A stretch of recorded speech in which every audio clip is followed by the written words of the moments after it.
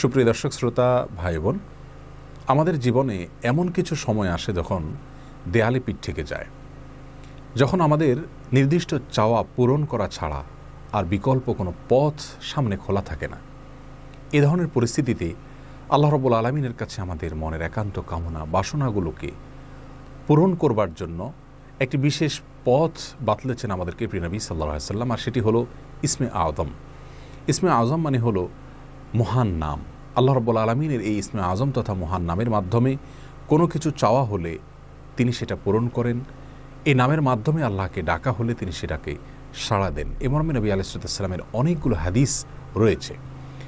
অনেক উলামা একরাম ইসমে আযম সম্পর্কে বলেছেন যে এটি হলো আল্লাহ রাব্বুল আলামিনের যে মূল নাম আল্লাহ, সেটি তার অনেকগুলো গুণবাচক নাম আছে। তমধ্যে থেকে আল্লাহ রাব্বুল আলামিনের যে মূল নাম আল্লাহ, এই আল্লাহ এই নামের মাধ্যমে আল্লাহ রাব্বুল আলামিনকে ডেকে যদি বান্দা কোনো কিছু চান কায় মনোবাক্যে অন্তরের গভীর থেকে, তাহলে সে দোয়া আল্লাহ রাব্বুল আলামিন অবশ্যই কবুল করেন।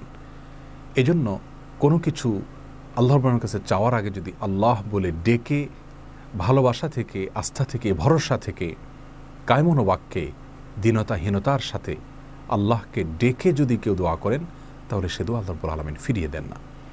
ইসমে আযম সম্পর্কে আরও নির্দিষ্ট করে আমরা নবী আলাইহিস সালামের যে হাদিসটি দেখতে পাই, সেটি তিরমিজিতে বর্ণিত হয়েছে, আরও বিভিন্ন হাদিসের কিতাবে বর্ণিত হয়েছে। সে হাদিস সম্পর্কে বিশ্ববিখ্যাত হাদিসবিদ হাফিজ ইবনে হাজার আল আসকালানী রাহিমাহুল্লাহ ফাতহুল বারীতে লিখেছেন যে ইসমে আযম সম্পর্কে সবচেয়ে বিশুদ্ধতম হাদিস হলো এটি। আর সেটি হলো এই যে বুরায়দা রাদিয়াল্লাহু আনহু বর্ণনা করেছেন, এক ব্যক্তি নামাজের মধ্যে একবার কিছু বাক্য বলে উঠলেন। নবী সাল্লাল্লাহু আলাইহি সাল্লাম তার কথাগুলো শুনলেন। তিনি বলে উঠলেন, আল্লাহুম্মা ইন্নী আসআলুকা বিআন্নী আশহাদু আন্নাকা আনতাল্লাহ লা ইলাহা ইল্লা আনত আল আহাদুস সামাদ আল্লাযী লাম ইয়ালিদ ওয়া লাম ইউলাদ ওয়া লাম ইয়াকুল লাহু কুফুয়ান আহাদ। তার মুখে এই বাক্যগুলো শুনে নবী আলাইহিস সালাম বলেছেন, নিশ্চয়ই এই লোকটি ইসমে আযম পাঠ করেছে। ইসমে আযমের মাধ্যমে আল্লাহ রাব্বুল আলামিনের কাছে কোনো কিছু চাওয়া হলে তিনি সেটা ফিরিয়ে দেন না। এর মাধ্যমে আল্লাহকে ডাকলে তিনি অবশ্যই তাতে সাড়া দেন। এই হাদিসের ভিত্তিতে অনেক মুহাদ্দিসিন ইকরাম বলেছেন এটি হলো সেই দোয়া যেটাকে ইসমে আযম বলা হয়, যার মাধ্যমে এটি পাঠ করার পর আল্লাহর কাছে কোনো কিছু পেশ করলে সেটাকে অবশ্যই আল্লাহ তাআলা পূরণ করেন। মনের যে কোনো ভালো আশা আল্লাহ তাআলা পূরণ করে থাকেন।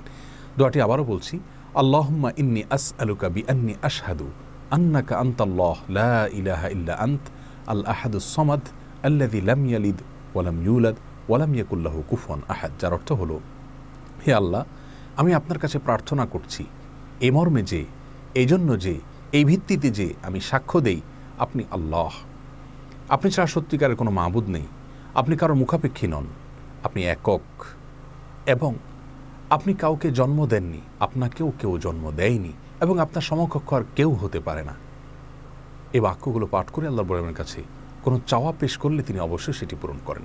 কেউ যদি অত্যন্ত সংক্ষেপে ইসমে আযমের মাধ্যমে দোয়া করতে চান, তাহলে তিনি আল্লাহ রাব্বুল আলামিনের প্রতি আন্তরিকতা, ভালোবাসা, শ্রদ্ধা, বিশ্বাস, ভক্তি এবং ভরসা রেখে আল্লাহকে ডেকে ডেকে মায়ার সাথে, মমতার সাথে, আল্লাহর অনুগ্রহগুলোর কথা স্মরণ করে আল্লাহকে ডেকে ডেকে তার মনের চাওয়াগুলো পূরণ করবেন।